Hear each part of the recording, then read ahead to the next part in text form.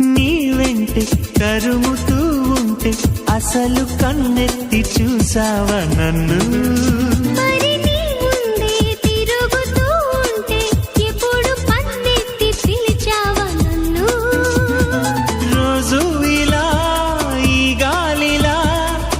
చెవిని తాకేది నేనేగా,